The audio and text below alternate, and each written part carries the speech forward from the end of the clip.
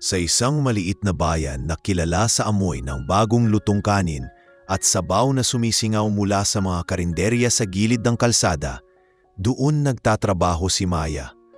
Maaga pa lang ay gising na siya, bitbit ang maliit na bag na may lamang ilang personal na gamit at isang lumang pitaka.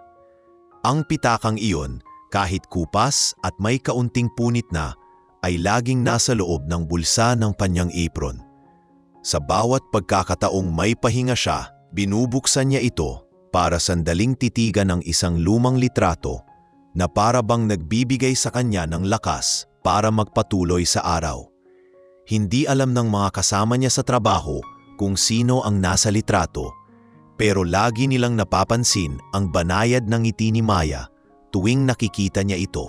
Si Maya ay kilala ng mga suki bilang masipag at mabait. Sa kabila ng pawis at init sa loob ng maliit na kusina, lagi niyang sinasalubong ang mga tao ng magiliw na pagbati at ngiti. Madalas sabihin ng mga customer, "Kung lahat ng tindera katulad mo, hindi kami lilipat sa iba."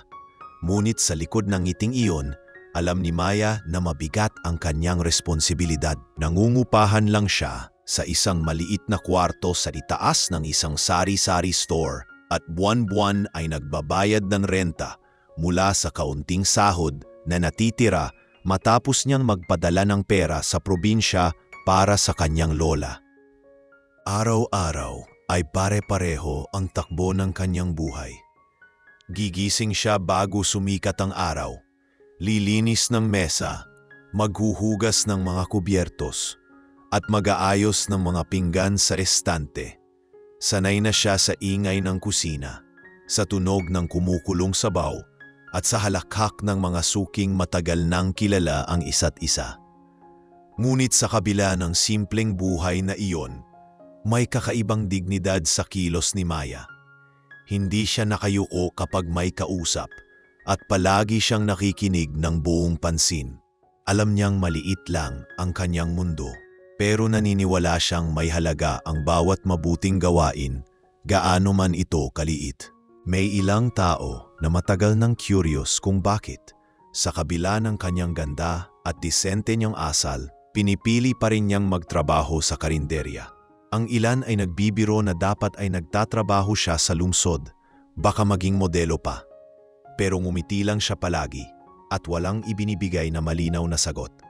Para sa kanya, mas mahalaga ang katahimikan kaysa sa pagpapaliwanag sa lahat. May mga bagay na masyadong personal para ibahagi, lalo na sa mga taong hindi pa niya lubos na kilala. Isang hapon, matapos ang mahabang oras ng pagtatrabaho, naupo siya sandali sa gilid ng pinto habang pinagmamasdan ang kalsadang abala sa mga tao at sasakyan. Hawak ang kanyang pitaka, pinagmasdan niya ulit ang lumang litrato. Napangiti siya, pero bakas sa kanyang mga mata ang kakaibang lungkot at pananabik. Hindi niya alam na sa mga daraping na araw, magbabago ang takbo ng kanyang buhay at magsisimula ito sa isang insidente na magbubukas ng mga lumang alaala at lihim na matagal na niyang iningatan. Mabilis ang takbo ng umaga sa karinderya kinabukasan. Maaga pa lang ay humaba na ang pila sa labas dahil kakatapos ng palengke at kape-kape muna ang mga tinderong bagong bagsak ang paninda. Sa loob, siksikan ang mga upuan at naglalabo ang salamin sa bintana dahil sa init ng sabaw na tuloy-tuloy ang singaw. Maingat si Maya sa paglalatag ng mga bagong hugas na pinggan, sabay tungo sa kanto ng kusina para tulungan ang kusinero sa pagguha ng bagong lutong ulam. Walang sayang na galaw. Isang hakbang palapit dito, isang hakbang palayo roon, mahinahong sorry at excuse po ang alay niya sa mga truck na braso at makikipot na pagitan ng mga mesa. Sa bawat mahawakan niyang plato ay parang nakaukit sa isip niya ang pangalang nasa papel na order, na para bang personal niyang misyon na makarating ng mainit at maayos ang pagkain sa tamang tao. Sa labas, dagsa ang ingay ng kalsada, tunog ng motorsiklo at busina. Ngunit nababalutan ito ng isang kilalang boses sa lugar. Boses na agad nagdulot ng panandaliang katahimikan. Dumating si Rico, nakakap at nakasando. May punit sa gilid at may marka ng langis sa pantalon. Mas malakas ang yabag niya kaysa sa iba. At para bang sinasadya niyang ipakitang sa kanya umiikot ang hapon. Pumasok siya nang hindi tumitingin kanino man. Diretso sa paborito niyang mesa sa malapit sa entrada at binagsak ang kanyang bag na may laman pang martilyo at turnilyo na pumatak pa sa sahig.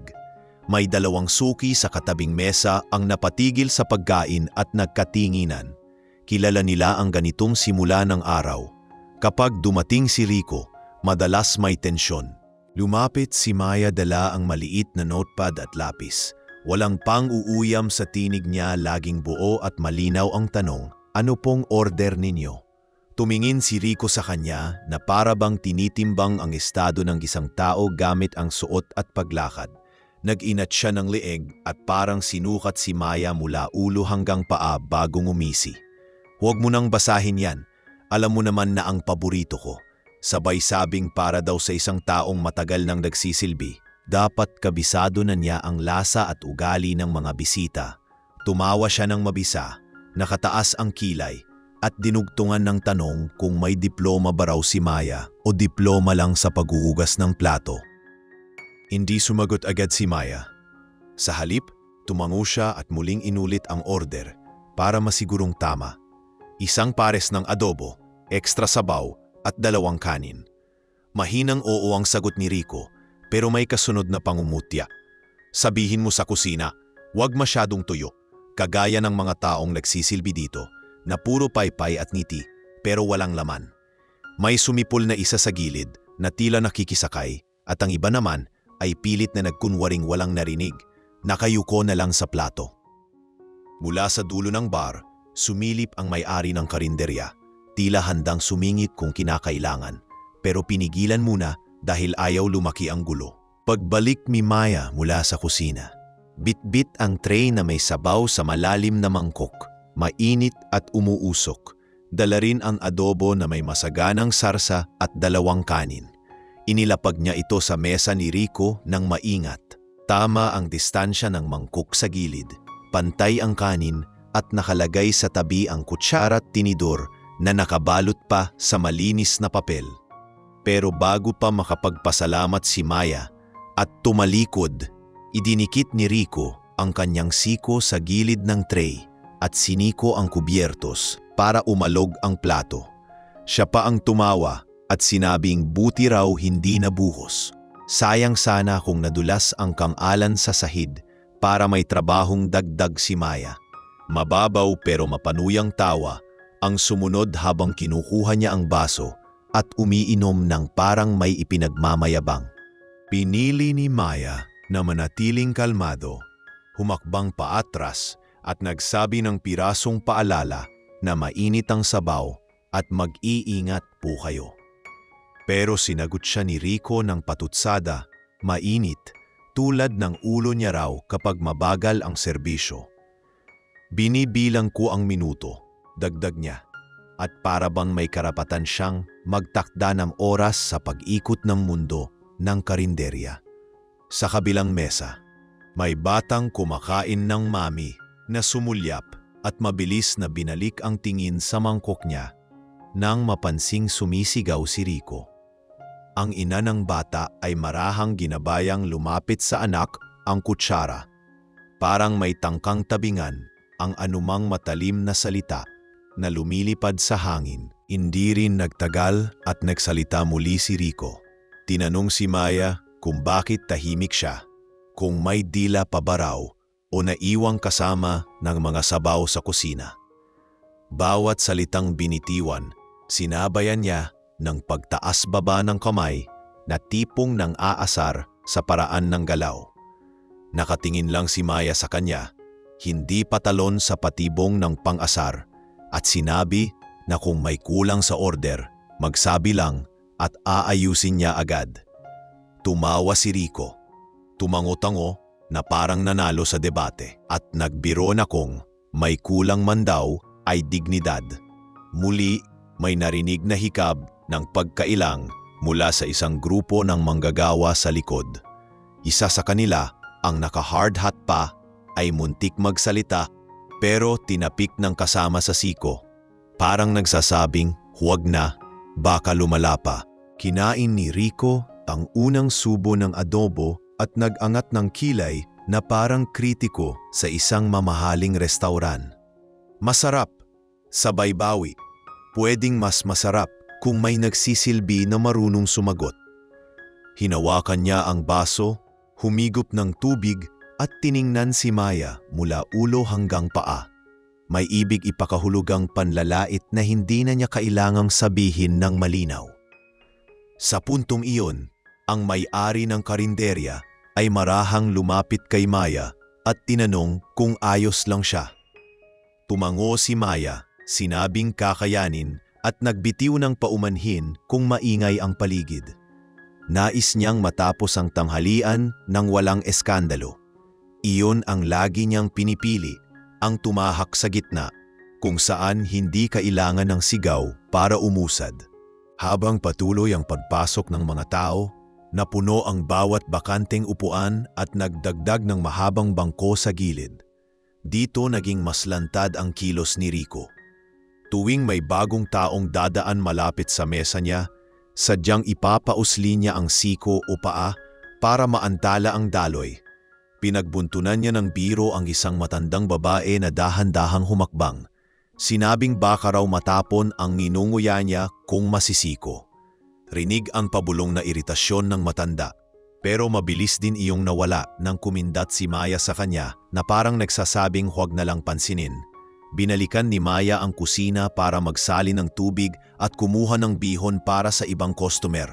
Ngunit bago siya makabalik sa front, narinig niya ang pagtawag ni Rico, malakas at pasigaw, parang sirena sa gitna ng katahimikan.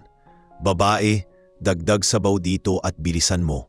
Hindi ako maghihintay buong araw. Pinalikan siya ni Maya ng mahinahong oo at sumunod agad. Pagdating niya sa mesa, dala ang pitchel at mangkok. Mabilis niyang sinilawan ng banayad ng ngiti ang mga mata ni Rico bilang paggalang sa kabila ng tono nito. Inilagay niya ang dagdag na sabaw sa tabi. Pero muling nagpatutsyada si Rico. Bakit parang lumamig ang mukha mo? Baka naman pwede kang ngumiti ng totoo. Walang tuwirang sagot si Maya. Tanging maiksing paumanhin at pag-ingat sa paglalagay ng mangkok ang kanyang isinagot. Sa loob-loob niya, pinipigil niya ang pangingilid ng luha, hindi dahil sa sakit ng salita, kundi dahil sa pagod ng paulit-ulit na pagtitimpi.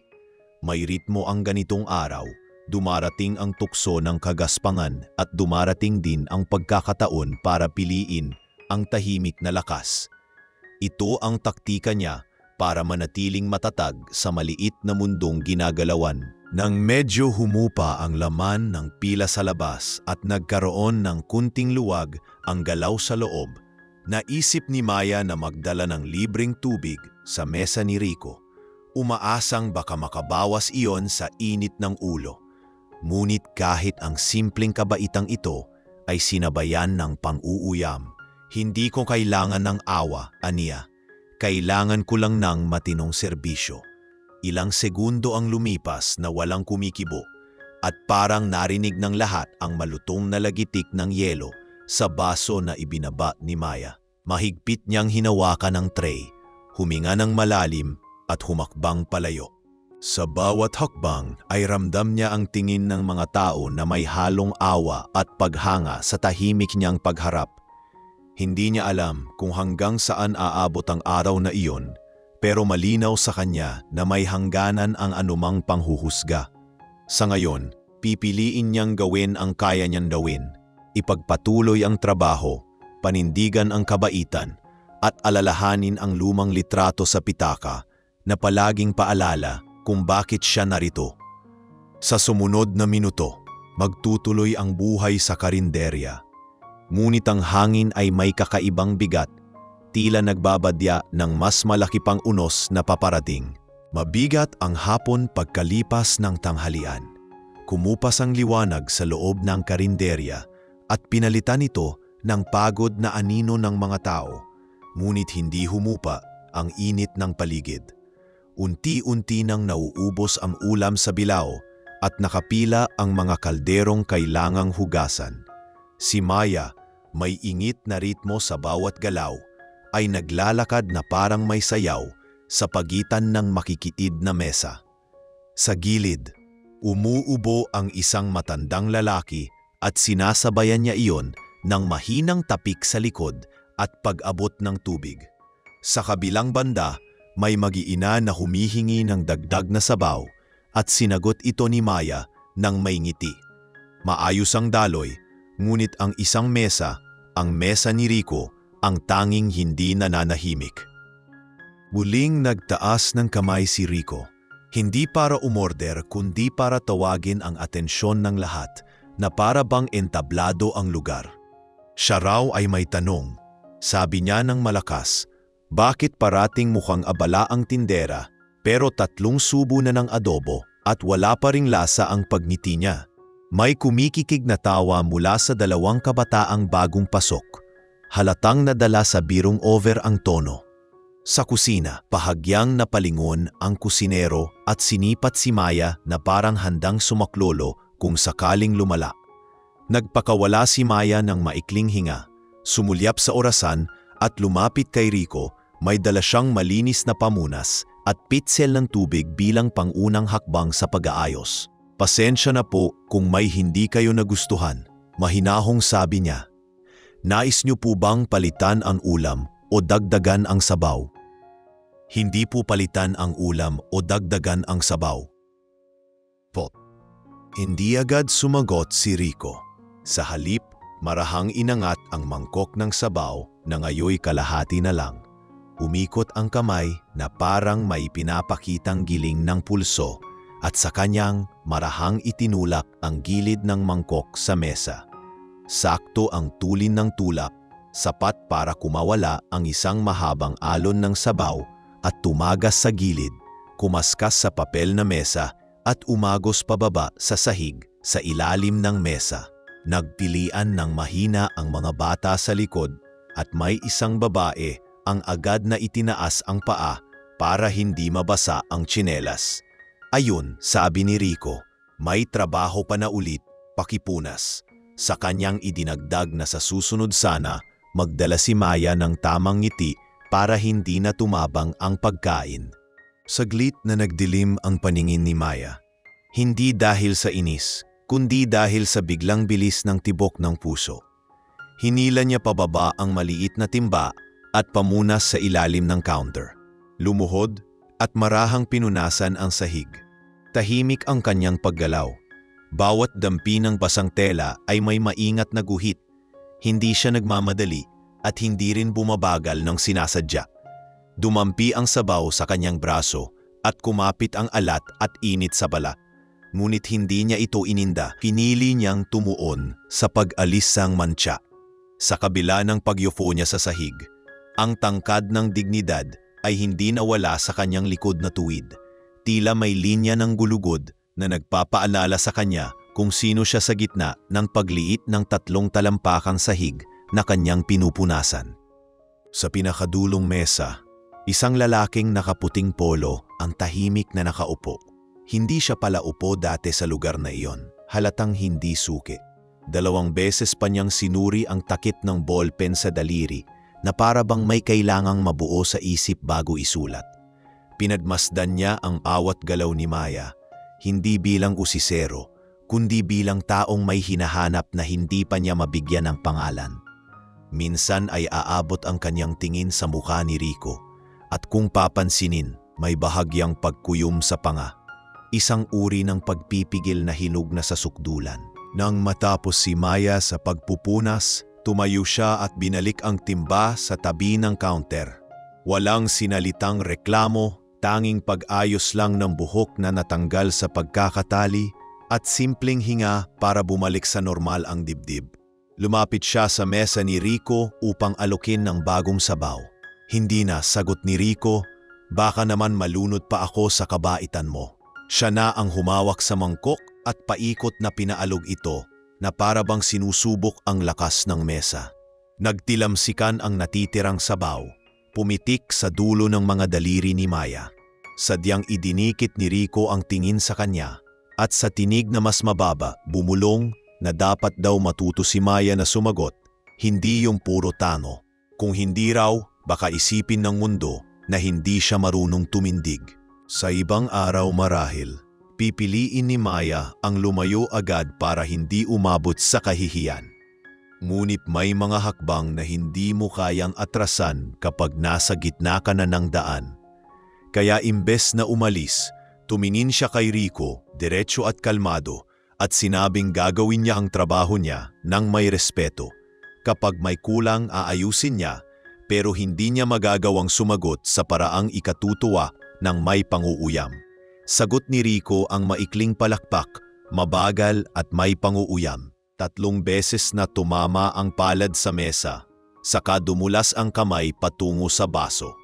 Napatigil ang palakpak nang humigop siya at pagkabitaw idinikit niya ang daliri sa baso at iginuhit ang isang linya sa hamog sa salamin. Parang batang gumuguhit sa alikabok. Sige nga, patingin ng respeto, utos niya na parang hamon. Kinuha ni Maya ang maliit na tray na may mga pamunas na tuyo. Binalik niya ang ayos ng kubyertos at pinunasan ang gilid ng mangkok na may mantsa. Pagkatapos, dinala niya ang basurahan sa gilid para ilaglag ang nalumang tissue. Malinis ang bawat kilos. Hindi ito pagpapakitang gilas, kundi natural na paraan niya ng pagsasaayos ng mundo sa harap niya.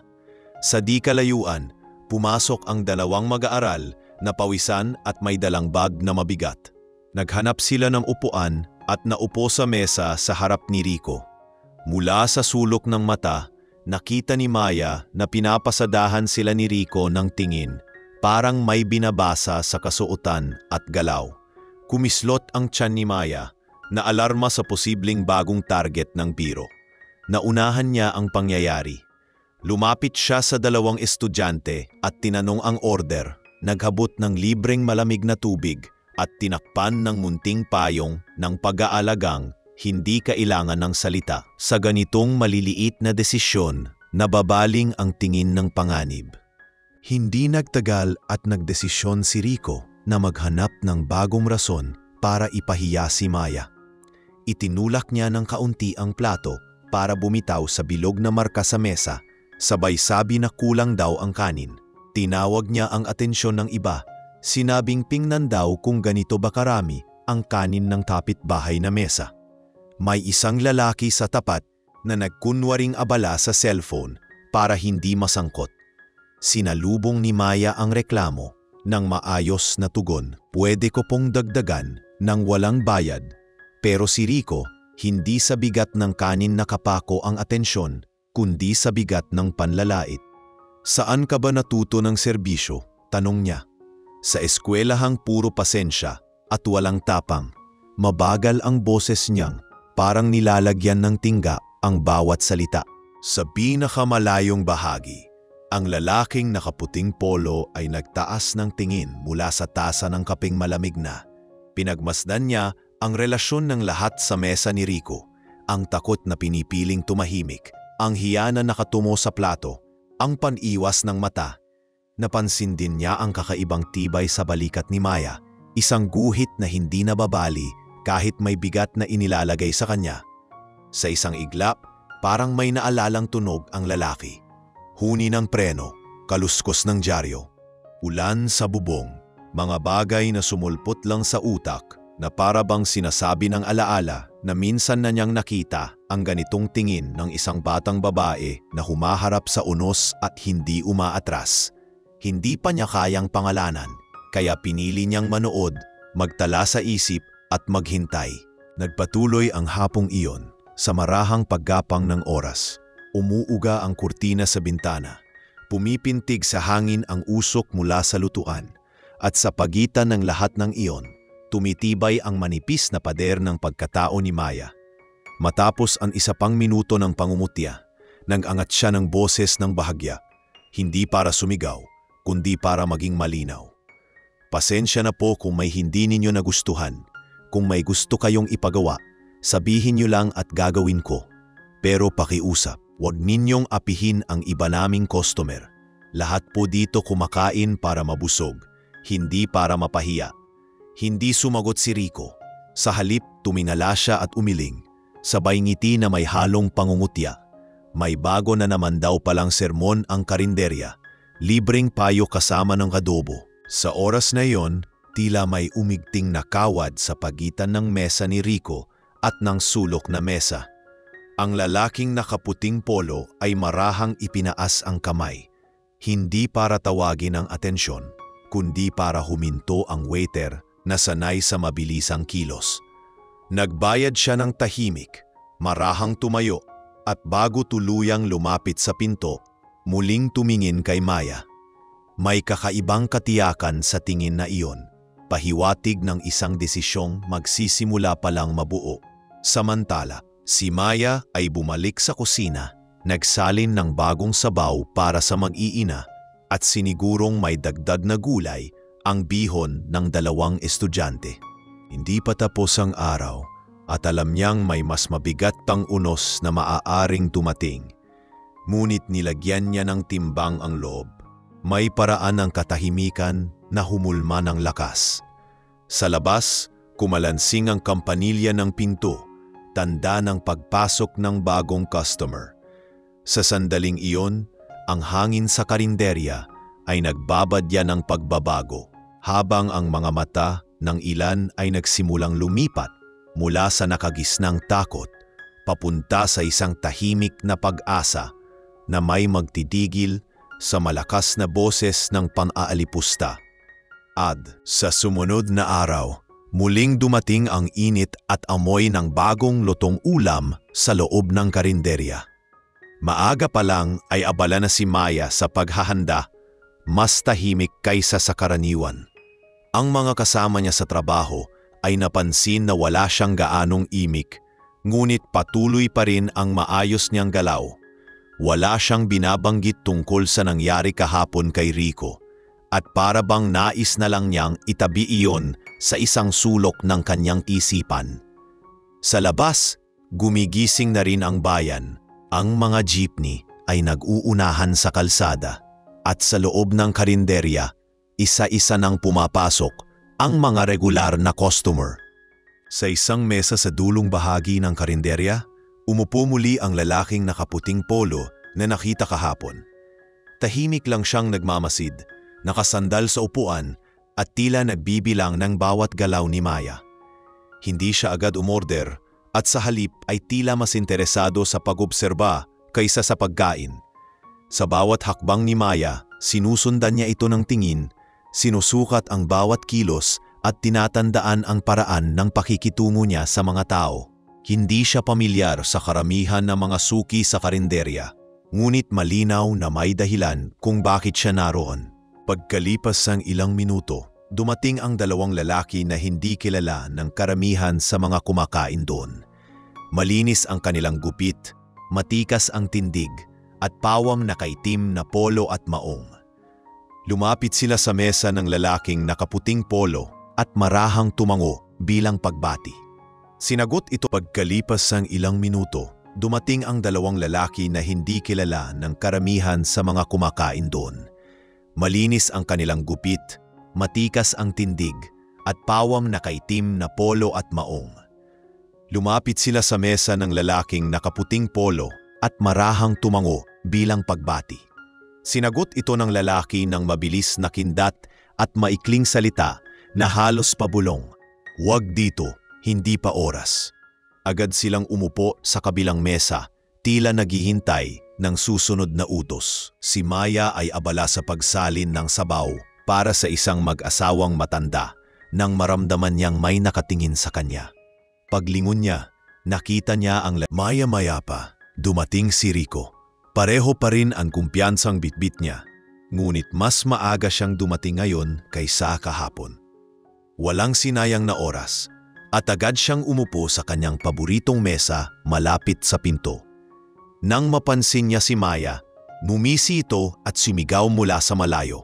"Andyan ka na pala, magandang araw sa prinsesa ng karinderya."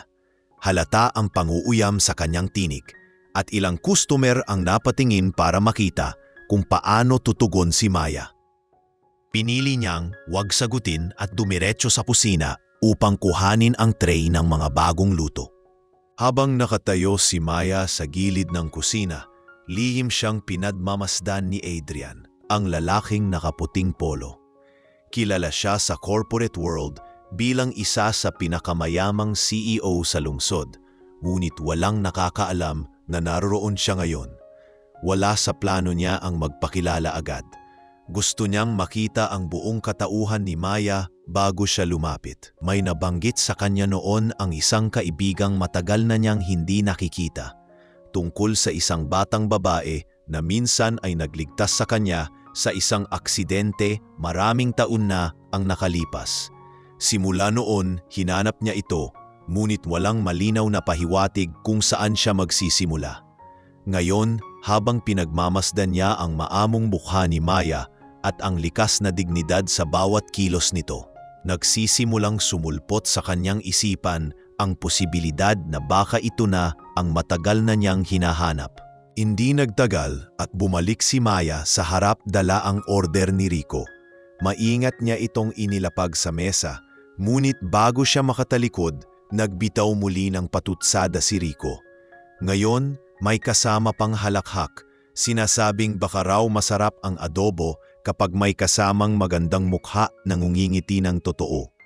May ilang tao sa paligid na napailing, ngunit walang gustong makisali.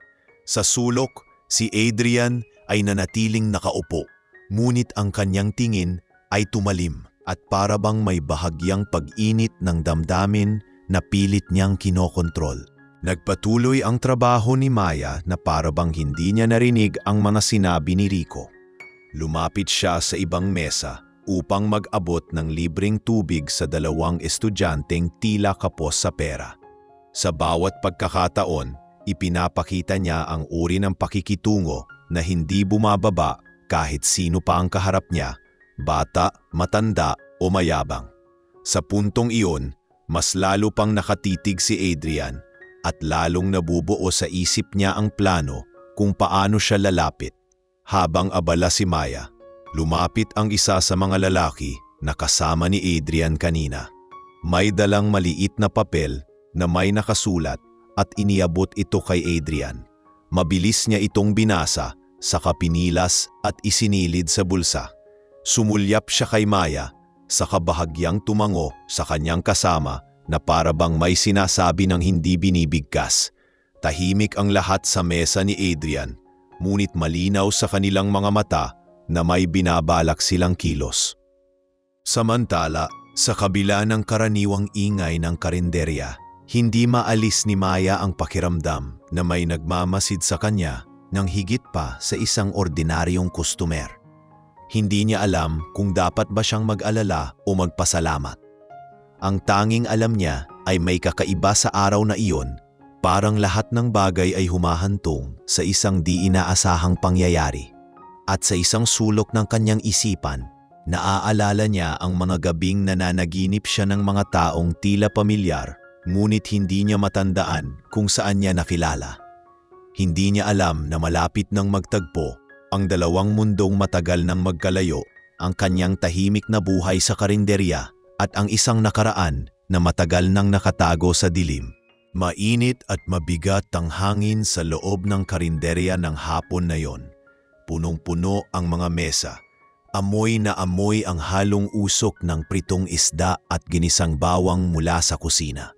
Ang mga plato at baso ay halos hindi tumitigil sa paglalakbay mula sa counter patungo sa mga kamay ng mga kustumer. Si Maya ay tuloy-tuloy sa paglalakad, halos hindi na makaupo kahit sandali. Ngunit sa kabila ng pagod, maingat pa rin ang bawat kilos at tinitiyak niyang walang kustumer ang maiwan na hindi napapansin.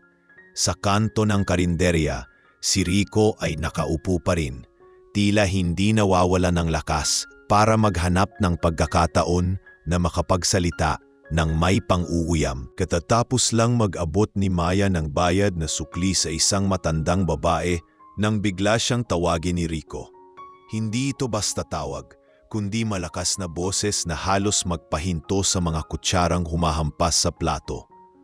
"Hoy Maya," sigaw niya. "Bakit parang tinatamad ka na? Ang bagal mo na ngayong araw." May ilang customer na napatingin at ang iba ay napayuko na lamang para iwasan ang eksena. Huminga ng malalim si Maya. Pinili pa ring maglakad patungo kay Rico na walang ipinapakitang iritasyon sa mukha. "Ano pong kailangan ninyo?" Mahinahong tanong niya. Imbes na umorder, mumisi si Rico at nagsimulang magkwento ng malakas na parang pinaparinggan siya. Sinabi niya na minsan, may mga taong akala mo ay mabait at masipag, pero sa totoo lang ay mahina at walang kayang ipaglaban ang sarili. May ilan sa mga nakikinig na napapailing, ngunit wala pa ring nagsasalita. Si Maya ay nakatayo lamang sa tabi ng mesa, hawak ang tray na wala ng laman at nakikinig. May bumubulong sa isip niya na maaari na siyang lumayo at ipagpatuloy na lang ang trabaho. Ngunit alam niyang mas lalo lamang lalakas ang loob ni Rico kung palaging ganito ang takbo. "Alam mo, Maya," dagdag pa ni Rico, "kung gusto mong respetuhin ka ng tao, kailangan mo munang matutong sumagot. Hindi yung basta tango ka lang ng tango.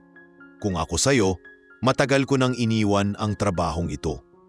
May ilang kabataang estudyante sa gilid na natigilan sa pagkain, halatang nahihiya para kay Maya. Napansin ito ni Maya at biglang tumibok ng mas mabilis ang kanyang puso. Hindi niya gustong maging halimbawa ng taong pinapahiya sa harap ng mga bata. Pinili niyang magsalita, hindi para makipagtalo kundi para magpaliwanag. "Ginoo," mahinahong sabi ni Maya, "hindi ko po kailangan ng malalakas na salita para patunayan kung sino ako. Ginagawa ko lang po ang trabaho ko ng maayos at sana po ay maging maayos din ang pagtrato natin sa isa't isa." Tahimik ang ilang segundo sa karinderya, panging tunog ng kawaling hinahalo sa kusina ang maririnig. Ngunit biglang tumawa si Rico, mabagal at may panguuyam. "Aba, marunong na palang sumagot si Maya," sabi niya. "Pero wag kang mag-alala.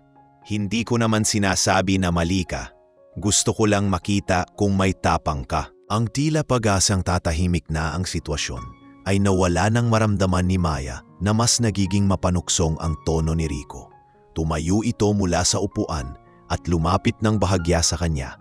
May hawak pang tinidor na marahang ikinakalog. May ilang tao na napaatras sa kanilang upuan para makita kung ano ang mangyayari. Sa isang gilid ng karinderya, si Adrian ay hindi na halos makapigil sa sarili. Kanina pa niya pinagmamasdan ang lahat ng ito at bawat insultong naririnig niya ay parang tinik na tumatama sa kanyang dibdib. Lumapit si Rico ng isang hakbang pa, pero bago pa siya makapagsalita, may pumasok na isang matandang babae mula sa pinto. Huminto si Rico at bumaling ang tingin dito. "Maya, anak," tawag ng matanda. Agad na lumapit si Maya, inakay ang matanda patungo sa isang bakanting upuan at inabutan ng tubig.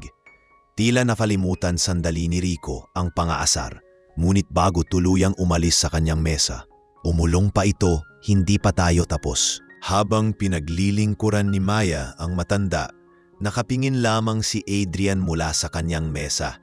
Sa bawat kilos ng babae, sa bawat mahinahong salita, mas lalong lumilinaw sa kanya ang nakaraan. Naaalala niya ang isang araw, maraming taon na ang nakalipas, kung saan isang batang babae ang lumapit sa kanya sa gitna ng kaguluhan at tinulungan siyang makatayo. Hindi niya alam ang pangalan noon, pero ang mukha, ang mga mata ay hindi niya nakalimutan. Ngayon, habang pinagmamasdan niya si Maya, halos sigurado na siya nga ang batang iyon. Pagbalik ni Maya sa kusina, saglit siyang napatingin kay Adrian. Hindi niya alam kung bakit tila matagal na siyang tinitingnan nito mula pa kanina. May kakaibang tanong sa kanyang isipan, ngunit agad niya iyong itinabi. Wala siyang oras para mag-isip tungkol sa isang customer na hindi niya naman kilala. Ang mas mahalaga sa kanya ngayon ay matapos ang araw na walang mas malaking gulo. Ngunit hindi niya alam na sa mga susunod na sandali, magsisimula ng gumulong ang mga pangyayaring babago sa tahimik niyang mundo. At sa gitna nito, hindi na magtatagal bago niya malaman kung sino talaga ang lalaking tahimik na nakaupo sa sulok at kung bakit hindi nito maiwasang tumingin sa kanya nang may kakaibang lalim sa mga mata. Lumalim ang hapon at unti-unting nabawasan ang mga tao, ngunit hindi bumagal ang kilos ni Maya. Sa bawat paglapit niya sa mesa, magaan ang tinig at malinaw ang pagpapaalala kung may kulang pa ba o may gusto pang idagdag. Sanay siya sa pagitan ng ingay ng kusina at bulungan ng mga customer at marunong siyang kumalap ng lakas mula sa mga maliliit na pagpapasalamat na naririnig niya kahit pabulong lang. Habang nag-aayos ng mga baso sa tray, napansin niya ang isang batang lalaki na kinikilig tuwing lumalapit ang nanay nitong may hawak na kutsarang puno ng sabaw. Tumigil si Maya sandali upang iabot ang libreng maliit na mangkok na may gulay. Idinugtong niya ang payo na kainin muna bago uminom ng malamig para hindi sumakit ang tiyan. Mabilis ang ngiti ng bata at sa saglit na iyon parang nahawi ang bigat sa pagitan ng dibdib ni Maya at ng mundo. Mula sa dulong mesa, ang matandang babaeng dumating kanina ay unti-unting tinapos ang kanyang pagkain. Nang malapit nang maubos ang sabaw, tumawag ito sa banayad na paraan, halos pabulong at nagtanong kung pwede pa bang makahingi ng kaunting mainit na tubig. Agad na tumango si Maya at dali-daling nagdala ng maliit na pitsel. Habang nilalapatan niya ng mainit na tubig ang tasa ng matanda, nagsalita ito sa mahinahong tinig. "Anak, hindi mo kailangang sabayan ang lakas ng boses para marinig ka." Nakatitig ang matanda sa kanya, may bilog na katotohanan sa mata.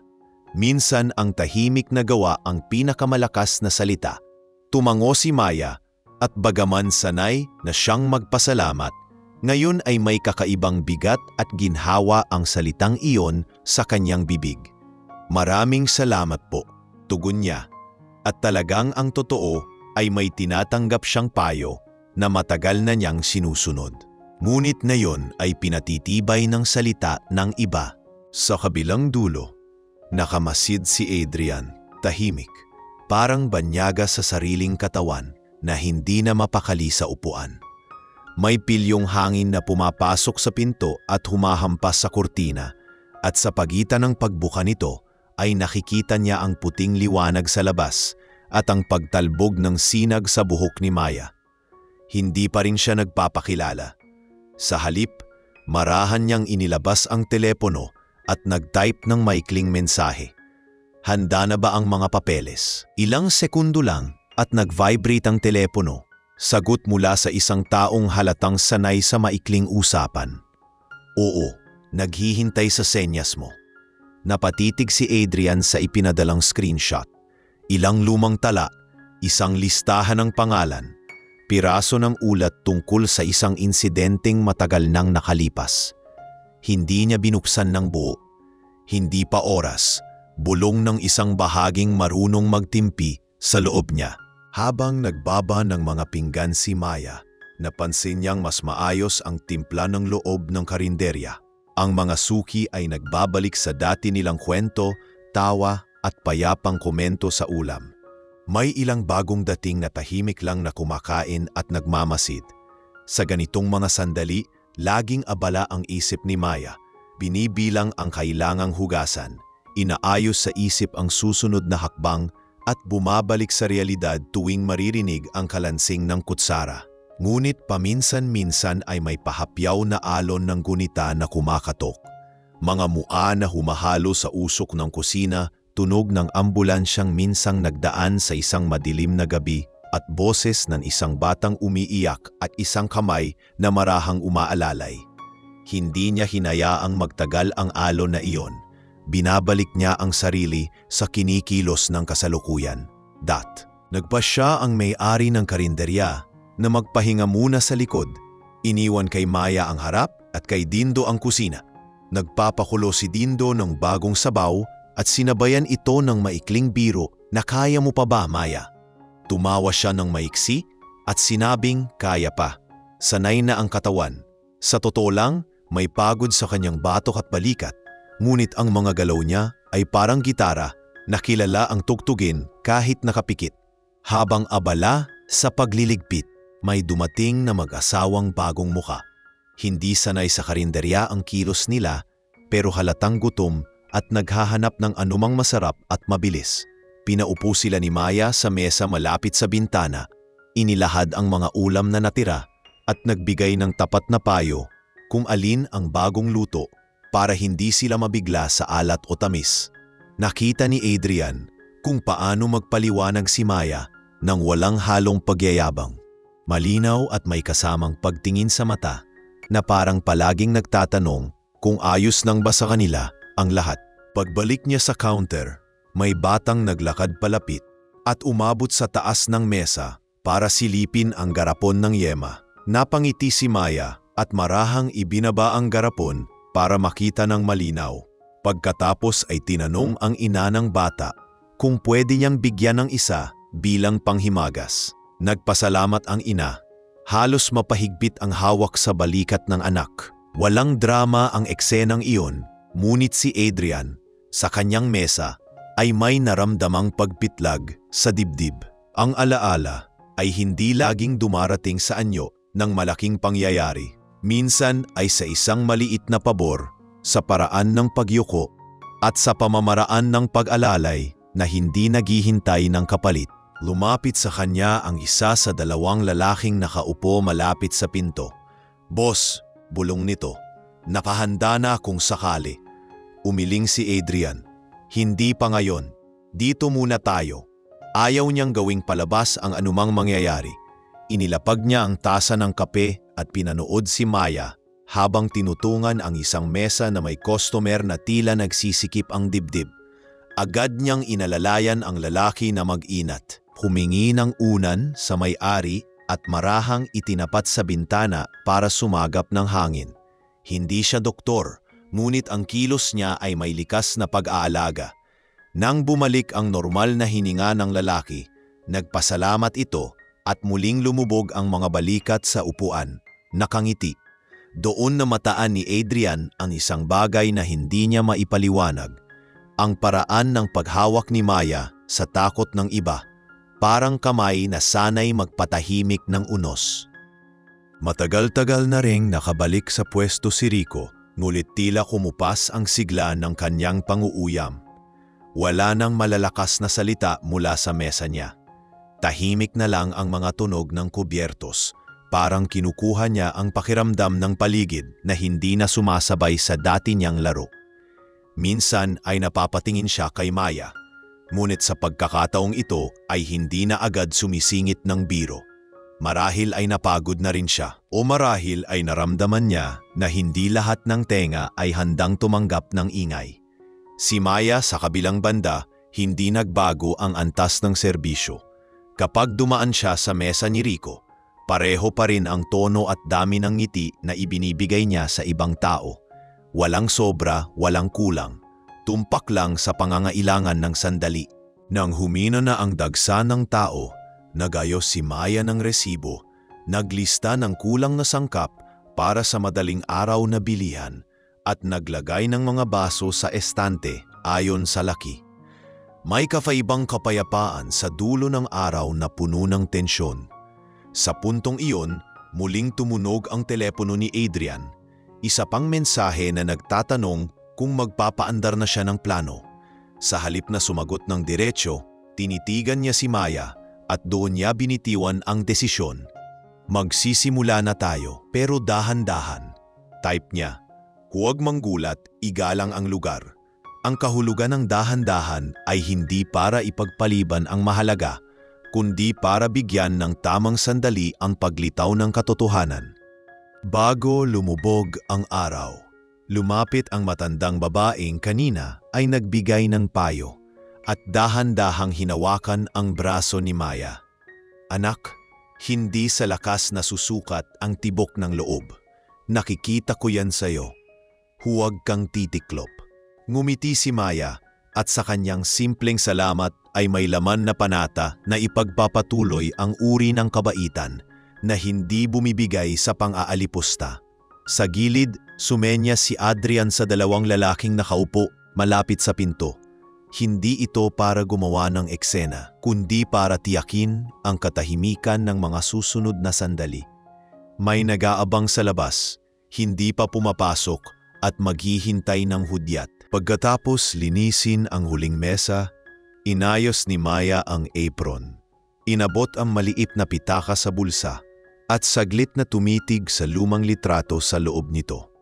Walang salitang lumabas sa kanyang bibig. Ngunit malinaw sa loob niya ang pag-asa na balang araw may makahahanap na kasagutan sa mga tanong na hindi niya maipangalan. Sa harap, si Adrian ay tumayo. Una niyang pagkilos matapos ang mahabang oras ng tahimik na pagmamasid at hindi para gumawa ng ingay, kundi para ipuwesto ang sarili sa landas kung saan sa wakas ay magkakasalubong ang kanilang mga mundo. Sa labas, may dalawang makina ang marahang huminto. Hindi agarang mapapansin ng sinumang abala sa paghuhugas ng plato. Dahan-dahan ang bawat bagay, ngunit tiyak ang direksyon. Sa loob ng karinderya, ang amoy ng sabaw ay nanatili, at ang katahimikan bago ang isang hindi maiiwasang pagharap ay parang huling paghinga bago sumuong sa tubig. Sa sandaling ito, hindi pa natatapos ang araw, ngunit ramdam ng lahat na may kung anong pasubali na hindi na mawawala. Isang panibagong kabanata na nakapila sa pinto at hinihintay na lamang ang bahagyang paggalaw ng seradura. Habang lumalalim ang hapon, unti-unting kumalma ang takbo ng karinderya. Ang dati maingay na kalansing ng mga kutsara at baso ay napalitan ng mas banayad na ingay ng ilang natitirang customer na kumakain at nagkukwentuhan. Sa labas, ang liwanag ng araw ay nagsimulang magkulay kahel at ang hangin ay may dalang halimuyak ng nag-uumpisang hapunan sa mga bahay sa paligid. Sa gitna ng katahimikan, dalawang malalaking SUV ang huminto sa harap ng karinderya. Hindi ito karaniwang tanawin sa lugar na iyon, kaya agad na napalingon ang ilang tao. Bumaba mula sa unang sasakyan ang dalawang lalaki na nakaitim, matikas ang tindig at halatang sanay sa pagbabantay. Hindi sila agad pumasok, sa halip ay tumayo lamang sa gilid ng pinto, maingat na pinagmamasdan ang loob. Mula sa mesa sa sulok, si Adrian ay bahagyang tumango sa direksyon ng mga lalaki, isang senyas na tila pamilyar na sa kanila. Ngunit mabilis din niyang itinapat ang tingin kay Maya na abala sa pag-aayos ng mga gamit sa counter. Alam niyang ang biglaang pagpasok ng mga taong ito ay maaaring magdulot ng kaba sa mga naroroon, lalo na kung mapansin nilang may kakaiba sa kilos nila. Kaya't pinigilan niya muna ang mga ito, isa pang senyas ng kamay, at nanatili ang mga lalaki sa labas. Hindi pa ito ang sandali na gusto niyang mangyari. Sa loob, hindi napansin ni Maya ang presensya ng mga SUV o ng mga taong bumaba mula rito. Abala siya sa pagbibilang ng natitirang ulam at pag-aabot ng huling order ng dalawang magkaibigang babae na tila galing pa sa trabaho. Nang matapos ang kanilang bayad, nakipagkwentuhan pa siya ng kaunti. Tinanong kung pauwi na ba sila at kung gusto pa nila ng libreng sabaw. Nakangiti siyang umalis pabalik sa kusina upang magdala ng natitirang baso sa lababo. Sa kanyang mundo, lahat ay normal, mga ordinaryong sandali sa isang araw na puno ng trabaho. Ngunit sa mga mata ng ilang nakamasid, may kakaibang tensyon na nabubuo. Si Rico na kanina'y tila kumalma, ay napapingin din sa labas at napansin ang mga SUV. Kumunot ang noo niya at may halong pagtataka kung bakit may ganoong klaseng sasakyan sa harap ng isang simpleng karinderya. May dumaan na alon ng bulungan sa dalawang matandang lalaki sa kabilang mesa. Baka artista, bulong ng isa, o baka politiko, sagot ng kasama. Pero walang malinaw na sagot. Tanging si Adrian at ang kanyang mga kasama ang nakakaalam kung bakit sila naroroon. Muling naglakad si Maya mula sa kusina, hawak ang basang pamunas upang linisin ang isang mesa malapit sa pinto. Hindi niya pa rin napapansin ang mga tao sa labas. Ngunit sa di kalayuan ay napatingin siya kay Adrian. May kakaiba sa kanyang tingin. Hindi ito nakatingin gaya ng ibang customer na nagmamasid lang. Ang kanyang mga mata ay tila nagmamasid ng mas malalim, parang may hinahanap na kasagutan. Hindi nagtagal ay binawi ni Maya ang tingin. Ayaw niyang isipin na may ibig sabihin iyon. Isa lamang siyang karaniwang babae sa karinderya at siya ay isa lamang customer na nagkataong mas tahimik kaysa sa iba. Lumapit si Dindo mula sa kusina at binulungan si Maya na magpahinga muna saglit. Alam niyang pagod na ito sa buong araw na pag-aasikaso. Ngunit bago pa siya makaupo, pumasok mula sa pinto ang isang lalaking may matipuno at maayos na postura, halatang kasama ng mga nakatayo sa labas. Hindi siya agad nagsalita, ngunit tumingin siya kay Adrian na agad namang tumango. Walang ano-ano'y lumapit ang lalaki sa mesa ni Adrian at bumulong ng ilang salita. Hindi iyon malinaw sa iba, ngunit sapat para mapansin ng ilang customer na tila may nangyayaring hindi pangkaraniwan. Sa gitna ng katahimikan, napalingon si Rico kay Adrian, may halong pagtataka at pang-uusisa. Sanay si Rico na siya ang sentro ng atensyon sa lugar, ngunit ngayon ay pila napapalitan ito ng isang presensyang hindi niya mawari. Hindi niya alam kung sino si Adrian, ngunit malinaw na may katangyarihang ito na hindi niya makikita sa isang karaniwang bisita sa karinderya. Naramdaman ni Rico na para bang may paparating na bagay na wala sa kanyang kontrol. Sa kabilang banda, si Maya ay nakatayo pa rin sa tabi ng mesa, pinupunasan ng kahuli-hulihang patak ng sabaw na tumulo mula sa isang mangkok. Hindi niya alam na ang mga kaganapang bumabalot sa paligid niya ay unti-unting nagtutulak sa isang sandali na magbabago sa takbo ng kanyang buhay. Hindi niya alam na ang lalaking tahimik na nakaupo sa sulok ay hindi basta customer at ang mga sasakyang nasa labas ay hindi basta dumaong doon para kumain. Habang nagliligpit siya ng pamunas, napansin niya ang bahagyang pagdami ng tao sa labas na tila napatingin sa loob. Marahil ay nagtataka kung ano ang ginagawa ng dalawang malalaking SUV sa harap ng maliit na kainan. May ilang bata pang sumisilip mula sa gilid ng pinto at nang makita si Maya, kumaway ang isa. Ngumiti siya pabalik, iniisip na baka mga anak iyon ng isa sa mga suki. Ngunit sa loob, si Adrian ay tahimik na nakamasid. Hinihintay ang tamang oras upang ilahad ang dahilan ng kanyang presensya. Ang araw ay patuloy na lumulubog at ang kahel na liwanag ay pumapasok sa salamin ng karinderya. Bumabalot sa lahat ng tao sa loob. Ngunit sa ilalim ng payapang tanawin na iyon ay may mabigat na paghahanda. Ang mga taong galing sa SUV ay nananatiling nakabantay at si Adrian ay hindi na itinatago ang kanyang pagkabalisa. Sa kanyang isipan, alam niyang malapit na ang sandali. Ngunit para kay Maya, isa lamang itong hapon tulad ng dati. Hindi niya alam na ang katahimikan ay panandalian lamang at ang susunod na mga minuto ay magiging simula ng isang pagbabagong hindi niya inaasahan. Unti-unting dumilim ang paligid at ang karinderya ay halos kalahati na lang ang mga natitirang customer. Sa labas, ang dalawang SUV ay nananatiling nakaparada. Ang mga ilaw sa loob nito ay sumisindi paminsan-minsan. Tila may mga taong nag-uusap sa loob. Sa loob naman, ang banayad na pag-uusap ng mga suki ay unti-unting nahihinto. Para bang may lahat ng tao ay may kutob na may kakaibang mangyayari. Si Maya ay patuloy sa pag-aasikaso ng mga huling order. Nag-aabot ng libreng sabaw sa dalawang estudyante na alam niyang matagal na ring hindi nakakain ng maayos. Tahimik at mahinahon ang kilos niya. Walang ideya na ang tahimik na hapon ay papalitan ng tensyon sa loob ng ilang minuto. Mula sa kanyang mesa, Tinititigan ni Adrian si Maya habang patuloy siyang gumagalaw sa pagitan ng mga mesa. Sa bawat hakbang nito, lalo niyang nakikita ang matibay na ugali ng isang taong marunong magpigil kahit harapin pa ang pang-aalipusta.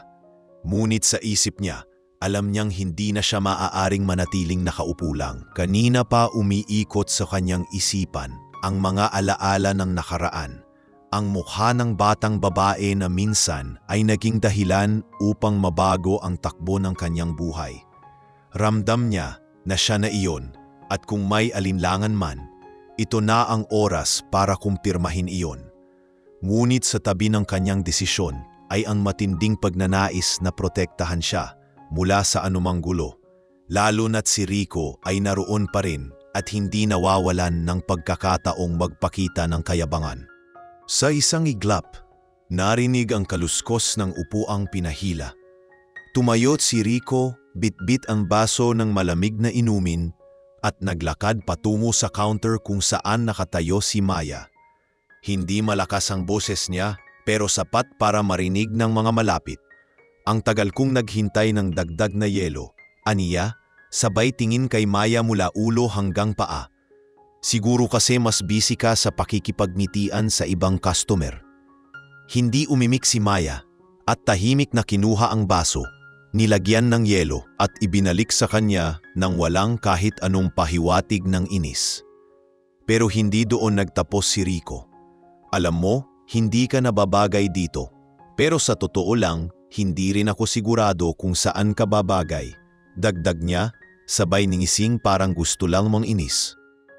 Bago pa makasagot si Maya, tumayo si Adrian mula sa kanyang mesa. Hindi pa ito napapansin ng karamihan, pero ang paraan ng kanyang paglalakad ay may tiyak na direksyon at intensyon. Dahan-dahan niyang nilapitan ang counter at tumayo sa pagitan nina Maya at Rico. Hindi siya nagsalita kaagad at sa halip ay tumingin muna siya kay Maya na para bang sinisiguro kung ayos lang ito. Nang makita niyang maayos naman, saka siya bumaling kay Rico. Tama na, malamig at mahinahong sabi niya. Hindi iyon pasigaw, pero may bigat na parang awtoridad na hindi maitatanggi. Nagulat si Rico. Bahagyang natawa at tumingin mula ulo hanggang paa kay Adrian. At sino ka para makialam? Balik niya, may halong panghahamon sa tinig. Hindi sumagot agad si Adrian. Bagkus ay tumuwid ang tindig at inilagay ang kamay sa bulsa. Isang taong hindi papayag na apihin ang babaeng ito, sagot niya, walang alinlangan sa boses. Napatingin ang ibang customer at may ilan na tumigil sa pagkain para masaksihan ang nangyayari. Ang mga lalaki mula sa SUV ay nansimulang pumasok, hindi para magulo ang sitwasyon, kundi para magbantay sa paligid. Siniguradong walang ibang makikialam. Tumaas ang kilay ni Rico at ngumisi. Halatang sinusubukan niyang hindi magpatalo sa sitwasyon. Babae niya ba to? Biro niya sa malakas na boses na parang gustong ipahiya si Maya. Ngunit sa halip na mapahiya, nanatiling tuwid ang likod ni Maya, hindi man lang tumingin kay Rico at patuloy lang sa pagliligpit ng mga baso.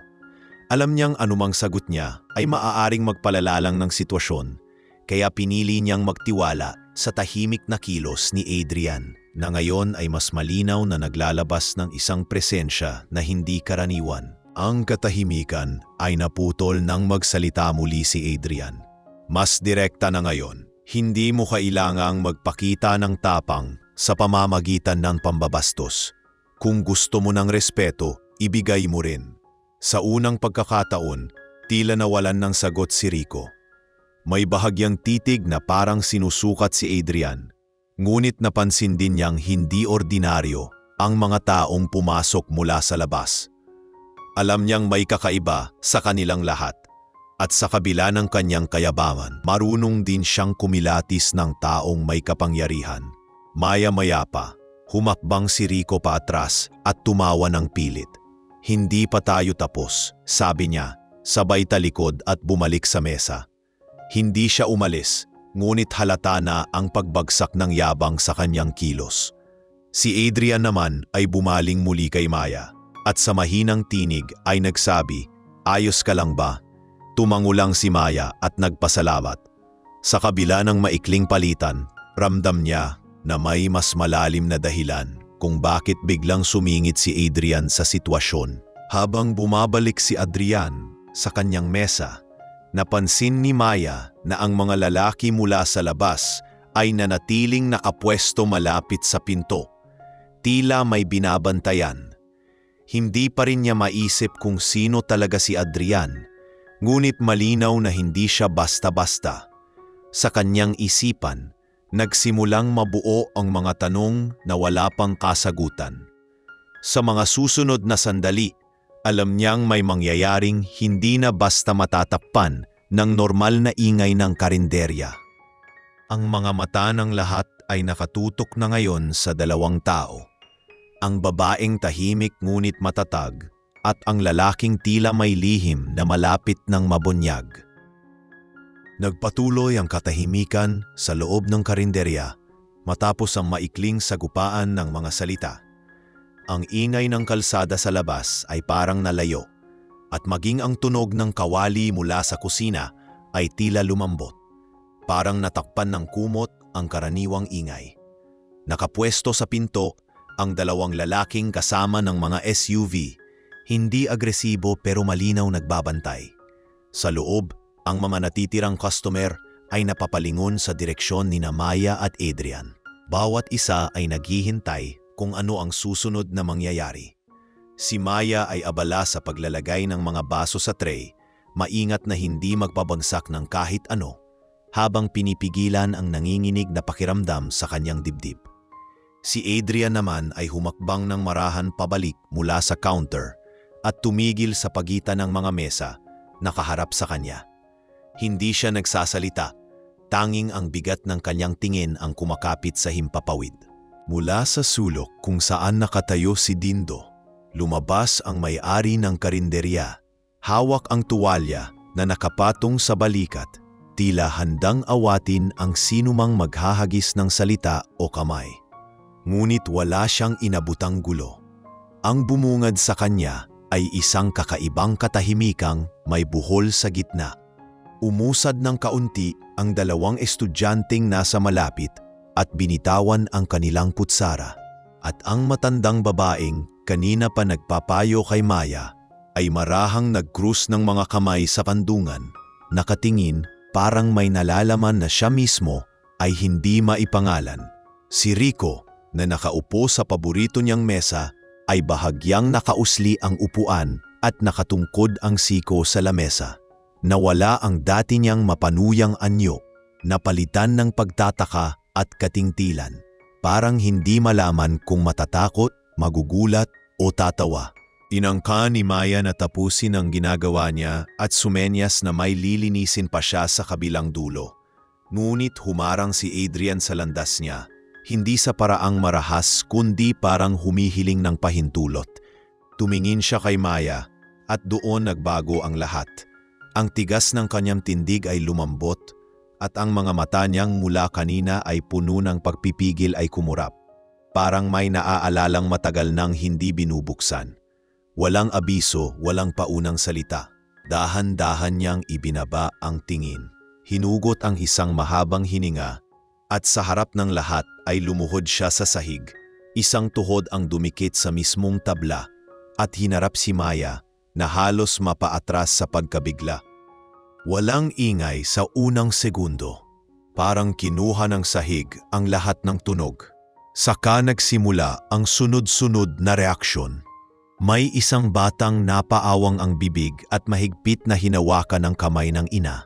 May isang matandang lalaki ang napatayo at napahawak sa upuan. At si Dindo ay hindi kusang lumapit pero napahawak sa pinto ng kusina na parabang ito ang tanging maaasahan kung sakaling bumigay ang tuhod niya sa sorpresa. Si Rico ay napaupo ng tuwid. Umatras ang siko mula sa mesa at dahan-dahang ibinaba ang baso niya na may kalahating yelo. Parang sumingit ang malamig na hangin mula sa labas at pumasok sa bawat sulok ng silid. Hindi agad nakasagot si Maya. Hindi niya alam kung paano gagalaw, kung uurong ba o lalapit. Hindi pa siya nakakita ng ganitong tagpo sa maliit na karinderyang ito at lalong hindi niya inakalang siya ang magiging sentro. Naramdaman niyang namasa ang palad niya sa hawak na baso at may panibagong lakas ng kaba ang umakyat sa kanyang leeg. Boses ni Adrian nang sa wakas ay nagsalita ay hindi nakakatakot at hindi rin nagbabantang parang may utang na kailangang singilin. Malamig at malinis ang tono, mabagal, bawat salita ay pinipiling mabuti na parabang ayaw niyang guluhin ang hangin sa pagitan nila. "Patawad," sabi ni Adrian. "Hindi sa ginawa ko ngayon kundi sa mga taon na nawala. Patawad kung matagal akong tumingin at hindi kita agad nakilala. Hindi ko alam kung paano ko dapat ilalapit ito. Pero ngayon, dito, gusto kong sabihin na may utang akong buhay na matagal ko nang gustong hanapin ang may-ari." Napatitig si Maya at sa sandaling iyon ay parang lumabo ang paligid. Sa malayo, umalingaw-ngaw sa isipan niya ang bahabahaging alaala. Malakas na ulan, sirenang humihiwa sa gabi. Kamay ng isang batang nag-abot ng panyo sa duguang noo ng isang binatilyo. Ang mga larawang iyon ay hindi niya laging binabalikan dahil may kasamang kilig ng takot at init ng habag. Ngunit ngayon ay nagsusumiksik ang mga ito palabas, hinihingi ang pangalan na matagal na ring nawawala. "Hindi ko alam kung naalala mo," dagdag ni Adrian, halos pabulong. "Pero may araw noon, gabi sa iba, na may batang tumakbo sa gitna ng ulan para kumatok sa pinto ng isang tindahan at humingi ng tulong. May batang hindi natakot sa dugo, hindi natakot sa pag-iyak ng isang taong hindi niya kilala.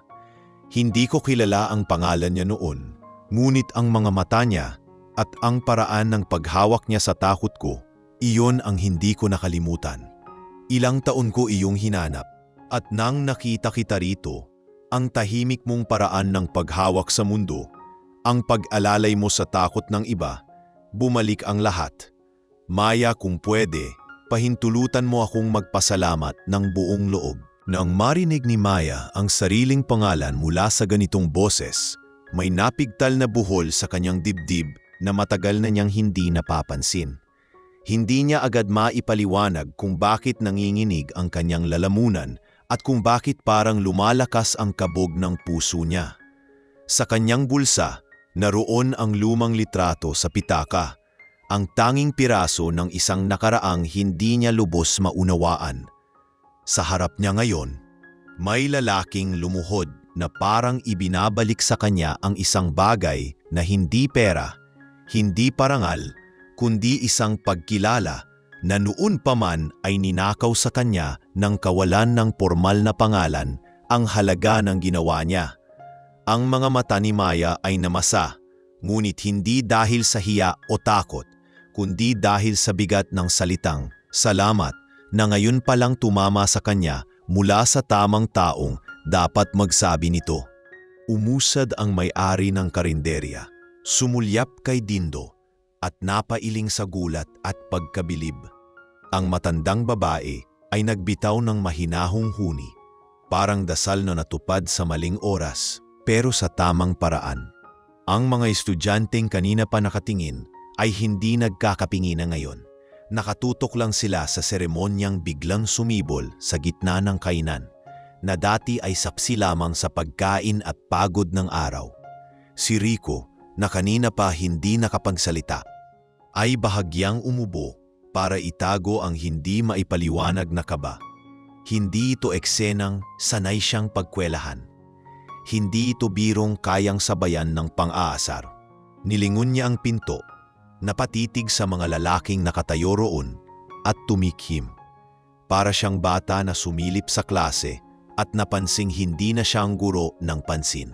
Hinugot ni Adrian mula sa loob ng kanyang jacket ang isang maliit na sobre at iniabot, hindi sa entablado ng atensyon, kundi sa pagitan ng dalawang tao na matagal nang may hindi natatapos na pangungusap. Hindi niya ito ipinilit kay Maya, inilagay lang niya sa gilid ng mesa, kahilera ng basong may natitirang tubig. Nandoon ang gusto kong sabihing pormal, aniya. pero hindi iyon ang mahalaga ngayon. Ang mahalaga, patawad kung masyado akong nahuli. Pakiusap, tanggapin mo ang pasasalamat ko. Kahit hindi mo kunin ang anumang laman yan, tatayo pa rin akong nakaluhod dito dahil hindi pera ang bayad sa isang buhay. Sa sandaling iyon, nataramdam si Maya ng kakaibang katahimikan sa loob niya, na parang sa wakas ay may dumaong sa baybayin na matagal na niyang inaabangan kahit hindi niya tukoy ang hugis nito. Dahan-dahan niyang ibinaba ang tray sa isang bakanting upuan, yumuko ng kaunti upang pantayin ang mata nila, at sa boses na hindi pa rin mataas, sinabing hindi ko ginagawa ang anumang ginawa ko para sa kapalit. Kung totoo man ang sinasabi mo, salamat sa pagbalik mo para sabihin iyon. Walang pumalakpak, walang sumigaw, ngunit sa katahimikan ay may narinig na marahang paghinga ng maramihang dibdib na sabay-sabay bumitaw sa pagkakabigkis.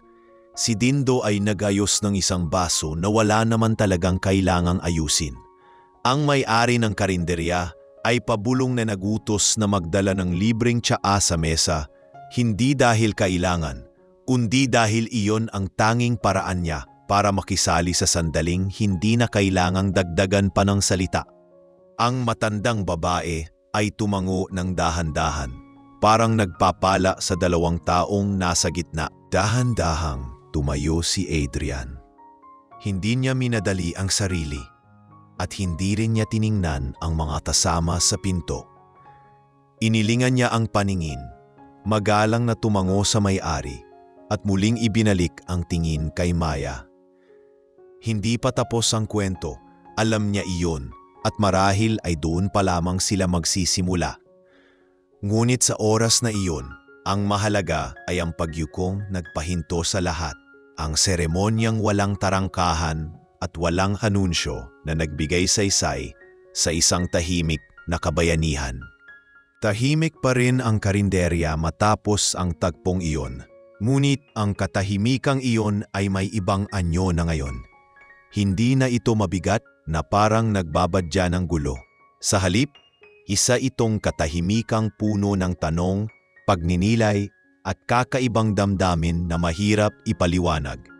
Ang mga mata ng lahat ay patuloy na nakautok kay Maya at kay Adrian. At kahit bumalik na sa upuan si Adrian, ramdam ng bawat isa na may hindi pangkaraniwang nangyari. Maraming gustong magsalita, ngunit pinipili ng karamihan na maghintay na lang kung ano ang susunod. Si Maya ay nanatiling nakatayo ng ilang sandali. Hindi alam kung dapat na ba siyang bumalik sa trabaho o manatili roon sa harap ni Adrian. Nararamdaman niya pa rin ang tibok ng puso niya, mabilis at mabigat, habang iniisip ang mga sinabi nito. Hindi niya inasahan na may makakaalala sa maliit na bagay na ginawa niya noon, lalo na sa isang taong ngayon ay malinaw na may mataas na katayuan sa buhay. Sa isip niya, napakaraming gabi ang lumipas na iniisip niya kung ano na ang nangyari sa binatilyong tinuluman niya noon, ngunit hindi niya inasahan na ang sagot ay lalapit sa kanya sa ganitong paraan.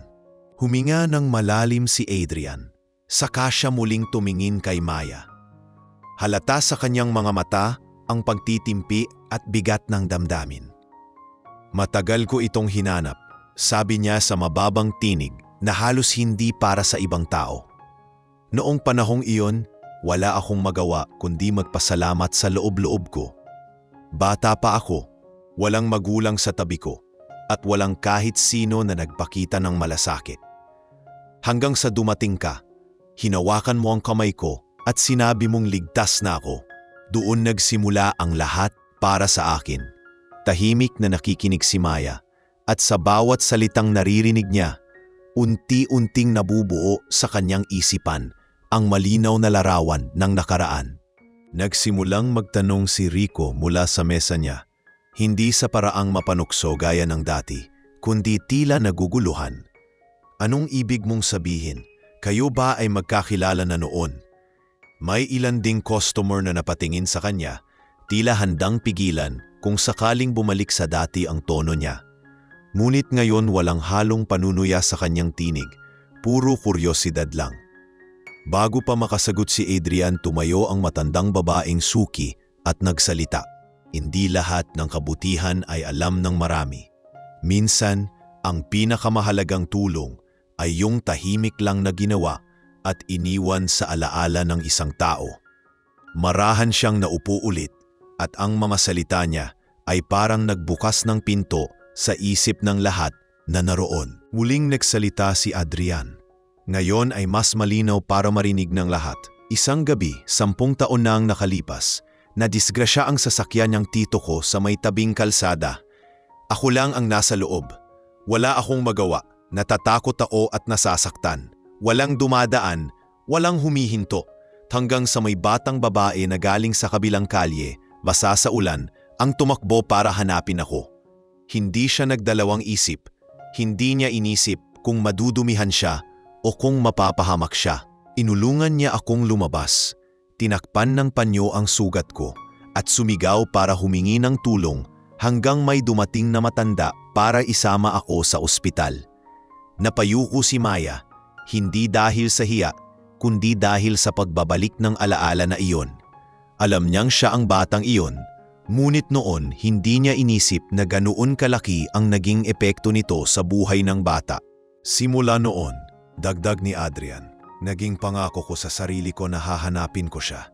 Gusto kong sabihin sa kanya na siya ang unang nagturo sa akin kung ano ang ibig sabihin ng tunay na respeto at malasakit. Lahat ng naabot ko, lahat ng pinaghirapan ko, dala ko ang alaala ng batang iyon. At ngayong nakita na kita, hindi ko hahayaang lumipas pa ang panahon nang hindi ka nakikilala at hindi mo alam ang katotohanan. Napatingin si Maya sa kanya. At sa kauna-unahang pagkakataon mula nang magsimula ang eksenang ito, bahagya siyang ngumiti. Hindi dahil sa tuwa lang, kundi dahil sa bigat ng pagkumpirmang natanggap niya. May kabuluhan pala ang maliit na ginawa niya noon. Tahimik ang buong karinderya. Maging si Rico ay hindi makahanap ng biro. Sa halip, bahagya siyang tumango na para bang may naunawaan siyang hindi niya inaasahan. Ang mga estudyante ay patagong nagbubulungan at ang may-ari ng karinderya ay nakatingin lang, bahagyang nakangiti. Alam niyang isa itong alaala na dadalhin niya habang buhay. Muling bumaling si Adrian kay Maya at nagsabi, "Kung papayag ka, gusto kong ipakita sa iyo ang mundo na natutunan kong pasukin dahil sa aral na tinuro mo sa akin noon. Hindi kita pipilitin, pero gusto kong malaman mo na bukas ang pinto." Sa puntong iyon, hindi alam ni Maya kung ano ang isasagot. Bahagi sa kanya ang natutuwa, ngunit bahagi rin ang nag-aalinlangan.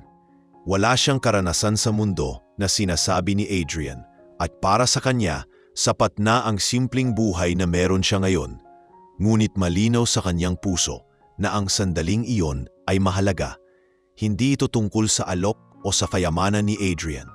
Ito ay tungkol sa pagkilala at pasasalamat na matagal nang nakabinbin. Kaya't sa huli, kumango lang siya at nagsabing, "Salamat sa pagbabalik para sabihin ang mga iyon. Hindi ko inisip na may makakaalala, pero nagpapasalamat ako na ginawa mo." Muling umikot ang hangin sa loob ng karinderya at sa pagkakataong ito, may kasamang ginhawa. Ang mga tao ay bumalik sa kanilang pagkain, ngunit hindi na mawala sa kanilang isipan ang nasaksihan. Si Adrian ay nanatili pa sandali, umorder ng kape at tahimik na umupo, nakatitig sa tasa na para bang may iniisip na susunod na hakbang. Si Maya naman ay bumalik sa kusina, ngunit sa bawat paglalakad niya, dama niya na nagbago na ang tingin sa kanya ng mga tao. Hindi na siya basta babaeng nag-aabot ng pagkain. Siya ay taong minsan ay naging ilaw sa gitna ng dilim para sa isang batang nangangailangan. At sa huling oras ng hapon na iyon, bago tuluyang magsara ang karinderya, alam niyang magsisimula na ang isang bagong kabanata na hindi niya pa lubos maisip, ngunit handa na siyang harapin. Pagkalipas ng ilang minuto ng mahigpit na katahimikan, unti-unting bumalik ang ugong ng karinderya. May mga kutsarang muling sumalok sa mangkok, may marahang tawanan mula sa sulok. Ngunit malinaw na iba na ang timpla ng hangin. Ang mga tao ay umuupo pa rin sa kanya-kanilang mesa, ngunit ang tingin nila kay Maya ay nagbago na. Hindi na siya basta tagapaghatid ng ulam. Siya ngayon ang babae na minsan nang naging sandigan ng isang kabataang naligaw sa unos. Ang may-ari ng karinderya ay nag-angat ng tingin kay Maya mula sa likod ng counter at bahagyang tumango. Isang tahimik na pagbati na nagsasabing ipinagmamalaki ka namin. Si Dindo naman ay biglang naging abala sa pagbuhos ng libreng tsa. Parang nais niyang maramdaman ng lahat na may dahilan para gumaan ang loob ng bawat kumakain sa hapon na yon. Sa mesa ni Rico, may ilang segundong lumipas bago siya napailing. Kung ano-anong biro ang pumasok sa isip niya, ngunit wala rito ang nagmukhang tama. Walang pumapalong punchline laban sa tahimik na bigat ng nakita niya. Sa halip, umayos siya ng upo, ibinaba ang baso at tumingin kay Maya. Hindi niya iyon ginagawa dati. Humarap ng maayos. Maya, wika niya, kapos sa dulas ang tinig. Hindi ko alam kung ano ang sasabihin. Kanina, akala ko nakikita ko na ang buong kwento. Aaminin ko, mali ako. May ilang napalingon, marahil sanay na sa malakas niyang boses at sa aspetong mapanukso, kaya nakakapanibago ang pagkabasag ng tono. Pasensya, dagdag niya. Hindi ko dapat ginawa ang mga sinabi ko. Hindi ko dapat pinahiya ka. Hindi iyon perpektong paghingi ng tawad. May sangasangang pag-aalinlangan at hindi pa rin nawawala ang pilantik ng kayabangan. Ngunit malinaw na iyon ang pinakamalayo na narating ng dila niya sa ganitong paksa. Walang malalaking salita si Maya bilang tugon. Tumango lang siya, kapantay ang tingin, at sinabing salamat sa pag-amin. Wala na siyang sinabing iba, hindi na kailangan. Minsan, ang pinakamaayos na pag-ayos ay ang pagtanggap ng paghingi ng tawad nang walang dagdag na hukay sa sugat. Sa likod, ang matandang babaeng suki ay bahagyang umiti, ang ngiting nagninilay sa biyaya ng sandaling ang tao'y marunong umatras at kumilala ng pagkakamali. Tumayot si Adrian mula sa mesa. Marahang hinaplos ang likod ng upuan na parabang naghingi ng permiso sa espasyong naging saksi sa pagpapakumbaba niya. Lumapit siya sa may-ari ng karinderya, sumenya sa cashier at mahinahong nagsabi, "Ako na po sa lahat ngayon." Sumingit ang bulungan sa loob. "Lahat?" ulit ng may-ari. Namilog ang mata pero hindi nawawala ang paggalang sa tinig. "Lahat," kumpirmado ni Adrian. "Anumang nasa resibo ngayon, akin na. At kung hindi sa gabal, magpapadala po ako bukas ng bagong set ng mesa, upuan at ilang gamit sa kusina. Pahintulot niyo po." Hindi ito tinungtugan ng yabang.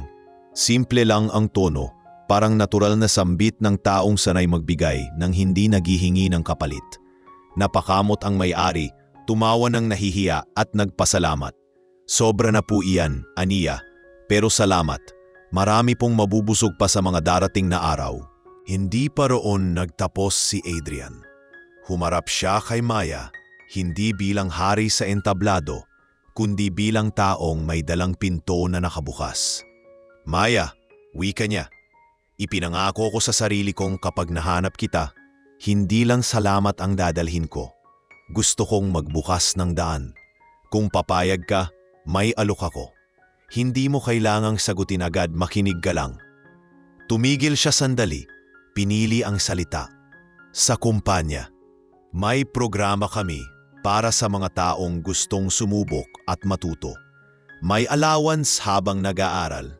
May rota para sa on-the-job training at may gabay na tao sa bawat baitang.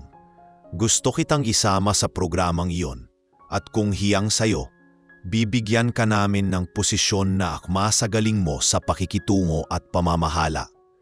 Kita ko kung paano ka mag-ayos ng kaguluhan nang hindi sumisigaw, kung paano ka magbigay ng tiwala sa mga tao. Iyon ang klase ng kakayahang kulang sa marami." Hindi ka agad nakahuma si Maya. Sa isip niya, Nagkahalo-halo ang mga tanong. Paano ang renta? Paano si Lola sa probinsya? Paano ang karinderya na naging tahanan niya sa mga taon? Ngunit dahan-dahang nilatad ni Adrian ang mga sagot bago pa man niya itanong. Kung aalalahanin mo ang gastusin, sabi niya, kasama sa programa ang stipend na sapat para sa upa at padala. Kung isasaalang-alang mo ang oras, flexible ang schedule habang nag-uumpisa. At kung iniisip mo ang karinderya, hindi ko kukunin sa'yo ang mundong ito. Ako ang babagay sa takbo ng buhay mo habang nagsasanay. Pag-isipan mo lang, sa sandaling iyon, parang sumabay sa tibok ng puso ni Maya ang marahang pagpintig ng pag-asa. Hindi ito pangako ng biglaang pag-angat. Ito ay paanyayang may hagdan, may paghahanda, may pagkilala sa bigat ng paglipat. Hindi rin ito malayong mundo. Tila tulay itong itinayo mula sa sahig ng karinderya patungo sa pintuang matagal na niyang nakikita sa malayo. Salamat, wika ni Maya. Kalmado. Hindi ko pa alam ang sagot na yon. Gusto kong magpaalam muna at magtanong sa lola ko. Gusto ko ring kausapin si Ate Liza, sabay tingin sa may-ari. Dahil dito ako natuto at hindi ko gustong biglain ang pag-alis. Pero salamat sa tiwalang ibinigay mo. Walang apurahan, sagot ni Adrian at parang napawi ang huling piraso ng kaba sa loob ng silid. Naglapag siya ng calling card sa tabi ng resibo at marahang itinulak iyon kay Maya.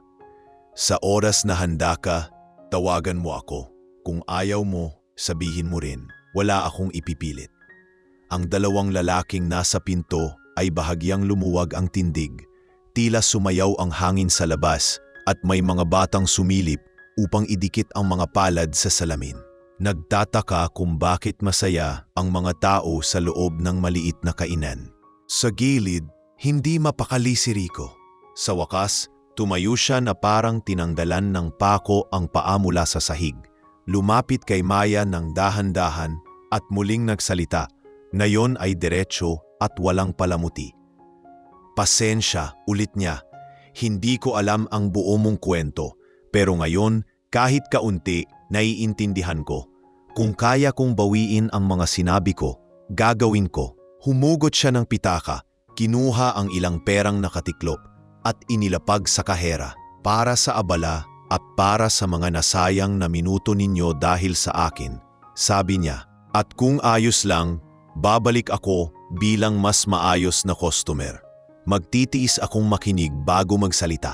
Wala nang sumigaw o pumalakpak, ngunit may marahang pag-angat ng kilay at tango mula sa mga suki na tila nagsasabing oo, pwede naman talagang magbago ang tao kapag napatunayan niyang kulang ang alam niya.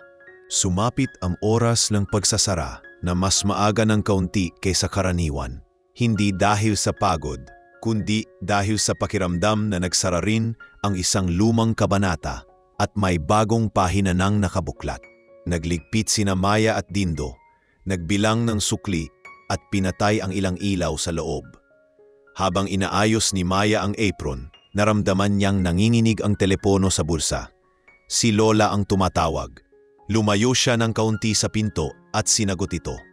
Walang paligoy-ligoy ang tanong ni Lola. Gaya ng karaniwang gabing kumusta. Kumain ka na ba? Mabuti ba ang araw mo? At sa unang pagkakataon, matapos ang mahabang panahon, sumagot si Maya ng ganap na kwento. Hindi para magyabang, kundi para magbahagi ng liwanag. Namahan niya ang tumang sa kabila, saka mahinhong tumawa. Anak, sabi nito, may mga pintong dumarating sa oras na handa ang loob. Huwag mong katakutan ang pagpasok kung alam mong dala mo pa rin ang sarili mo. Pero kahit ano ang piliin mo, hindi mo kailangang iwan ang kabutihang tinanim mo dyan. Pagtaputol ng tawag, bumalik si Maya sa pinto. Naghihintay si Adrian sa labas, hindi para magmadali sa sagot, kundi para magpaalam ng maayos. Maraming salamat sa pagtanggap ng paghingi ko ng tawad at sa oras na ibinigay mo. Sabi niya, babalik ako bukas, hindi bilang sagabal, kundi bilang customer na gustong kumain at matuto pa kung paano ka tumitindig sa araw-araw. Nagkatinginan sila at may kasunduan sa katahimikan. Oras muna, pag-ibig sa sarili muna at pagkatapos.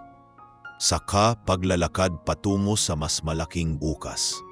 Nang tuluyang maisara ang pinto ng karinderya, nanatili sa kalsada ang munting ingay ng bayan. Ang dalawang SUV ay kumaripas ng mabagal at ang karinderya ay naiwan na may mga ilaw na nakapatay maliban sa isa sa pusina kumikislap-kislap na parang batis ng alaala. Sa loob, habang nilalagay ni Maya ang lumang litrato sa loob ng pitaka, hindi na ito mukhang piraso ng nakaraan lamang, nagmukha itong tiket, hindi patungo sa paglimot, kundi patungo sa mas malawak na landas kung saan ang mabuting gawa ay nagiging paalala na ang tahimik na kabayanihan ay may kakayahang magbukas ng mundo. Sa kinabukasan, may pagkakataong darating. Sa gabing iyon, sapat na ang kapayapaan at ang pag-alam na kung anumang ang maging pasya niya, hindi na siya ang babaeng basta binabastos sa loob ng maliit na kainan. Siya ang babaeng pinakinggan, pinahalagahan at inalukan ng daan at sa sarili niyang oras. Siya rin ang pipili kung alin ang tatahakin. Makalipas ang ilang linggo mula nang maganap ang hindi malilimutang tagpo sa karinderya. Nanatiling tahimik ngunit buhay na buhay ang mga alaala ng araw na iyon. Para kay Maya, ang mga sumunod na araw ay puno ng pag-iisip at pakikipag-usap sa mga taong mahalaga sa kanya. Kinausap niya si Lola na palaging mahinahon ang payo ngunit malinaw ang pangunawa. Sinabi nito na walang masama sa pagtanggap ng bagong oportunidad basta't dala mo ang sarili mong prinsipyo. Inayuhan din siya na huwag matakot na magbukas ng panibagong kabanata dahil minsan ang pagbabago ay hindi pagkawala ng sarili kundi paglawak ng mundo. Nakipag-usap din siya sa may-ari ng karinderya, si Ate Liza, na sa halip na pigilan siya ay buong pusong sumuporta. Anak, matagal ka na naming pamilya dito, pero kung may mas malaking pinto na naghihintay, bakit mo isasara? At huwag kang mag-alala, laging bukas ang karinderya para sa'yo. Sabi nito. Sa mga araw na iyon, bumabalik si Adrian paminsan-minsan bilang simpleng customer. Hindi siya nagdala ng mga bodyguard sa loob at madalas ay tahimik lang siyang kumakain habang pinagmamasdan ang pang-araw-araw na takbo ng lugar. Hindi siya nagmamadali na marinig ang sagot ni Maya. Kapag nagkakausap sila, madalas ay tungkol lang sa simpleng bagay, mga kwento ng araw, alok na kape o biro tungkol sa mga suki. Ngunit sa bawat pag-uusap, unti-unting nabubuo ang tiwala at komportableng pakiramdam sa pagitan nila. Si Rico sa kabilang banda ay nagpatuloy sa pagbalik bilang mas maayos na customer. Hindi pa rin nawawala ang matulis niyang dila, pero ngayon ay ginagamit na niya iyon para magpatawa at hindi na manakit. May mga pagkakataong siya pa ang tumutulong mag-abot ng tubig o magbuhat ng upuan para sa mga bagong pasok na customer. Dumating ang araw na napagpasyahan ni Maya na oras na para magbigay ng sagot. Hindi niya ito ginawa sa harap lang maraming tao. Pumili siya ng tahimik na umaga bago magbukas ang karinderya. Nag-text siya kay Adrian at inanyayahan itong mag-agahan doon. Dumating si Adrian nang walang kasamang sasakyan na kapansin-pansin, nakasuot lang ng simpleng polo at jeans. Umupo sila sa sulok at bago pa makapagsimula sa pagkain, nagsalita na si Maya. Matagal kong pinag-isipan, hindi lang para sa sarili ko, kundi para sa mga taong umaasa sa akin. Alam ko na ang desisyon ko. Tumingin siya ng diretso kay Adrian. Tatanggapin ko ang alok mo, pero may isang kondisyon. Gusto kong tuwing may pagkakataon, bumalik ako dito sa karinderya para tumulong. Hindi ko kayang iwan ng tuluyan ang lugar na ito. Mumiti si Adrian at walang alinlangan na sumang-ayon. Maya, hindi ko hihilingin na putulin mo ang ugat mo. Kung anuman ang nakatulong para maging ikaw ngayon, iyon ang dapat manatili. Pagkatapos ay inilatag niya ang plano. Sa susunod na buwan, magsisimula si Maya sa programa ng kanilang kumpanya. May oras para sa training at oras para makapagpahinga. Sasagutin nila ang lahat ng gastusin sa transportasyon at iba pa. At may sapat na allowance para hindi niya kailangang mangamba para sa lola niya. Pagdating ng araw ng pagsisimula, sinamahan siya ni Ate Liza at ni Rico hanggang sa harap ng gusali ng kumpanya ni Adrian. Nakasalubong nila ang ilang empleyado na tila hindi makapaniwala na ang babaeng may simpleng apron noon ay narito ngayon sa isa sa pinakamalalaking opisina sa lungsod. Sa unang linggo, inilarawan ni Maya sa kanyang lola sa tawag kung gaano kaiba ang mundo sa loob ng opisina. Malamig ang aircon, may malalaking bintana na tanaw ang lungsod, at may kafeterya na puno ng iba't ibang pagkain. Ngunit sa kabila ng bago at magarang kapaligiran, dala niya pa rin ang paraan ng pakikitungo na natutunan sa karinderya. Magalang, mapagpasensya at handang umalalay. Lumipas ang mga buwan at unti-unting natutunan ni Maya ang mga kasanayang bago sa kanya. Natutunan niyang magpresenta sa harap ng maraming tao, magplano para sa mga proyekto at makipagtrabaho sa iba't ibang personalidad. Pinuri siya ng mga nakakataas dahil sa galing niyang mag-ayos ng sitwasyon sa gitna ng tensyon. Isang galing na malinaw na nagmula sa mga taon niyang karanasan sa karinderya. Kapag may bagong empleyado na kinakabahan, siya ang unang lumalapit upang mag-alok ng tulong gaya ng dati niyang ginagawa sa mga customer na nahihirapan. Sa kabila ng lahat ng ito, hindi niya tinalikuran ang pangako niya. Tuwing Sabado ng umaga, bumabalik siya sa karinderya upang tumulong. Hindi siya dumadating bilang tao ni Adrian, kundi bilang si Maya na kilala ng lahat. Nakasuot ng simpleng damit, may dalang ngiti at handang mag-abot ng pagkain. Ang mga suki ay tuwang-tuwa sa pagbabalik niya kahit isang beses sa isang linggo, at si Rico ay madalas na nauupo sa tabi niya para magkwento ng mga bagong kalokohan na hindi na nakakasakit sa iba. Isang hapon, matapos ang kanyang shift sa opisina, napagpasyahan ni Adrian na dumaan sa karinderya. Wala itong anunsyo, basta na lang siyang pumasok at naupo sa mesa. Nang makita siya ni Maya, ngumiti ito at agad na nag-abot ng tasa ng kape. Hindi ka nagbabago, biro ni Adrian. Hindi ko kailangan magbago, sagot ni Maya. Dahil kahit anong mundo ang pasukin ko, dito pa rin ako babalik. Sa puntong iyon, malinaw sa kanilang dalawa na ang koneksyon nila ay higit pa sa utang na loob. Ito ay naging isang tunay na pagkakaibigan at paggalang sa isa't isa. Sa paglipas ng panahon, naging inspirasyon ang kwento ni Maya hindi lang sa kumpanya, kundi sa buong komunidad. Maraming nakarinig ng kanyang kwento at natutong huwag maliitin ang sinuman batay lamang sa panlabas na anyo o kasalukuyang kalagayan. Sa karinderya, sa opisina, at kahit sa simpleng usapan sa kalsada, binabahagi ang kwento ng babaeng minsang binastos sa harap ng lahat, ngunit piniling tumayo ng may dignidad. At kung paano, sa huli, lumuhod sa harap niya ang isang taong hindi niya akalain ay magbabalik upang kilalanin ang kanyang kabutihan. Isang gabi, habang nagsasara ang karinderya, naupo si Maya sa harap ng mesa kung saan unang nangyari ang lahat. Tahimik ang paligid, tanging tunog ng bentilador at mahinang ugong ng kalsada ang maririnig. Kinuha niya mula sa bulsa ang lumang litrato na matagal na niyang dala. Ngayon, habang tinitingnan ito, hindi na lamang ito alaala ng nakaraan. Ito na ang simbolo ng landas na tinahak niya. Mula sa isang simpleng araw sa ulan hanggang sa isang buhay na puno ng bagong pag-asa. At sa kanyang puso, alam niya na kahit saan siya dalhin ng kapalaran, mananatili siyang si Maya, ang babaeng marunong magtiis, magmahal sa trabaho, at higit sa lahat, magbigay ng kabutihan kahit walang nakatingin.